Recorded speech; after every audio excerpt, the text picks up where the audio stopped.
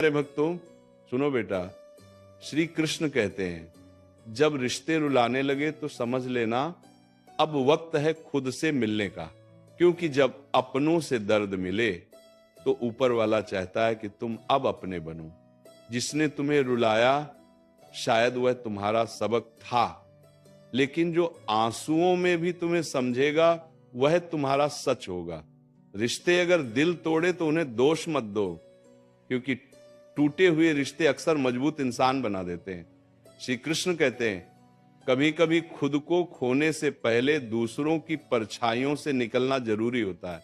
जिसने आज तुम्हें छोड़ दिया उसे एक दिन तुम्हारी खामोशी में चीख सुनाई देगी, पर तब तुम मुस्कुराओगे क्योंकि तुमने अब रोना छोड़ दिया होगा। कहते हैं ना, जो टूटकर भी न टूटा वो रिश्ता खुद से था, जो अंधेरे में भी साथ रहा वह दीपक खुद का था।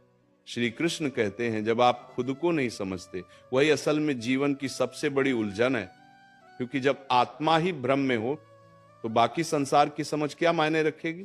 दुनिया का सबसे कठिन दौर वो नहीं होता जब कोई और आपको नहीं समझता, बल्कि वो होता है जब आप खुद को सवालों के घेरे में पाते हैं, जहां आईना भी आपको पहचानने से इनकार कर दे। कभी कभी दूसरों को खुश करने के चक्कर में हम अपने भविष्य के बीज खुद अपने हाथों से सूखा देते हैं। फिर ना हम अपने रहते हैं ना किसी और के। खुश रहो क्योंकि तुम खुद की सबसे बड़ी जिम्मेदारी हो। और याद रखो, जो बदला जा सकता है उसे बदल डालो, जो नहीं बदला जा सकता उसे स्वीकार कर लो, और जो स्वीकार नहीं हो सकता वहां से चुपचाप हट जाना भी एक परिपक्वता है। हर रिश्ता स्वाद बदलता है, कभी नमकीन, कभी मीठा, कभी तीखा, लेकिन स्वाद इस बात पर निर्भर करता है कि हम उसमें रोज क्या मिला रहे हैं। कभी मैं कम बोलो, हम थोड़ा ज्यादा, और आप सबसे ज्यादा। लोकप्रियता पाने से ज्यादा जरूरी है मन में शांति पाना। जंगल में सबसे पहले सीधे पेड़ ही काटे जाते हैं, टेढ़े पेड़ अक्सर बच जाते हैं। सीधा होना अच्छा है, लेकिन हद से ज्यादा सीधा होना खुद की अनदेखी को आमंत्रण देना है। कभी कभी हद से ज्यादा भला होना भी आत्मा को घायल कर देता है। झुको मगर सिर्फ विनम्रता के आगे। शक्ति, रूप या धन के आगे झुकना आत्मा की गरिमा को गिराने जैसा है। याद रखना, जब तक तुम अपनी सबसे बड़ी कमजोरी से नहीं टकराओगे तब तक अपनी सबसे बड़ी ताकत की पहचान नहीं कर पाओगे। कोशिश हमेशा आखिरी सांस तक करनी चाहिए, क्योंकि जो अनुभव के साथ की जाती है वह प्रयास नहीं युद्ध होता है। और जब दोबारा शुरुआत होती है तो वह शून्य से नहीं होती, वह अनुभव के शिखर से होती है। काम छोटा हो या बड़ा उसकी चिंता मत करो।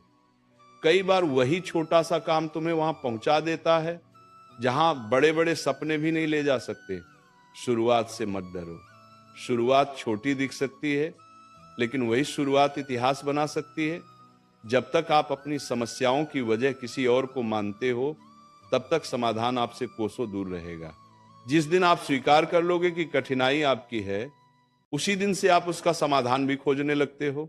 और कभी कभी जिन परिस्थितियों ने तुम्हें तोड़ा है वही तुम्हारी रीढ़ की हड्डी बन जाती है। क्योंकि टूटना भी एक कला है जो इंसान को गढ़ती है, उसे मजबूत बनाती है। हर गिरावट एक नए उठान की प्रस्तावना होती है। हर दर्द एक नए साहस की गूंज होती है। हर अंत एक नए आरंभ का संकेत होता है, और हर हार अनुभव बनकर तुम्हारे साथ खड़ी होती है। जो कुछ बचा नहीं वही तुम्हें सब कुछ बनने का रास्ता देता है, और जो कुछ नहीं था वही तुम्हारा सबसे बड़ा आधार बन जाता है। कभी कभी सबसे बड़ी जीत खुद को हार मानने में होती है, क्योंकि जो झुकता है वही गहराई से उठता है, जो देता है वही भीतर से समृद्ध होता है। लोग अक्सर पूछते हैं सच्चा सौंदर्य क्या है, और उत्तर में हम उन्हें दर्पण की तरफ देखना सिखाते हैं। लेकिन क्या दर्पण कभी आत्मा दिखा पाया है? सुंदरता तो उस मौन में होती है जिसमें कोई वृद्ध माँ अपने कांपते हाथों से बच्चों के जूठे बर्तन धोती है, वो भी बिना शिकायत के। सुंदरता उस मुस्कान में होती है जो किसी टूटे हुए इंसान के चेहरे पर फिर भी सजी रहती है। श्री कृष्ण कहते हैं विचार सुंदर हों तो चेहरा खुद ब खुद दीप्तिमान हो जाता है। जिसे अपने कर्मों पर भरोसा है उसे दूसरों की तारीफ की जरूरत नहीं होती। जिसकी वाणी से दूसरों के घाव भरते हैं वही असल में खूबसूरत है। और जो इंसान व्यवहार में सरल है, संस्कारों में गहरा है, उसका चरित्र समय की गर्द में भी अमर रह जाता है। चेहरे की सुंदरता तो उम्र के साथ मिट जाती है, लेकिन चरित्र की महक पीढ़ियों तक बनी रहती है। और फिर सवाल उठता है, क्या दुनिया में सच में कोई खुश है? हाँ, वे लोग जो जान चुके हैं कि उम्मीद करना सबसे बड़ी बेबसी है, जिन्हें यह हो गया है कि नदी मीठी इसलिए है क्योंकि वो बहती रहती है, देती रहती है, सागर खारा है क्योंकि वो सब कुछ अपने भीतर समेटे रहता है, और नाला नाला इसलिए बदबू देता है क्योंकि वह ठहरा हुआ है। ठहराव जीवन में सड़न लाता है। गति ही जीवन है। देते रहो तो लोग याद रखेंगे, लेते रहो तो लोग भूल जाएंगे, और रुक गए तो लोग तुम पर तरस खाएंगे। फिर भी लोग व्यस्त हैं दूसरों की गलतियां निकालने में, शायद इसलिए कि खुद को सुधारने का साहस नहीं होता। मगर जिसने खुद को बदल लिया वो फिर दूसरों की आलोचना में समय नहीं गंवाता। समय निकालिए आत्मनिरीक्षण का, क्योंकि समय के साथ हम बड़े होते हैं, लेकिन विचारों से हम ऊंचे होते हैं। हर बार खुद को दूसरों से बेहतर साबित करने की होड़ में मत लगिए। खुद को खुद से बेहतर बनाइए, क्योंकि असली प्रतियोगिता कभी बाहर नहीं होती। और फिर कोई कहेगा, कब तक खुद को बेहतर बनाते रहोगे? तब मुस्कुराइए और कहिए, जब तक सांस चल रही है प्रयास चलता रहेगा, क्योंकि जो रुक गया वही खत्म हो गया। जिंदगी देना जानती है, लेकिन कब और क्या ये वो खुद तय करती है।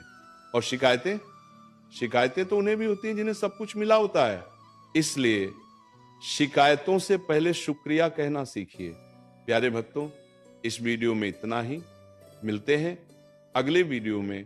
चैनल को सब्सक्राइब करना ना भूलें।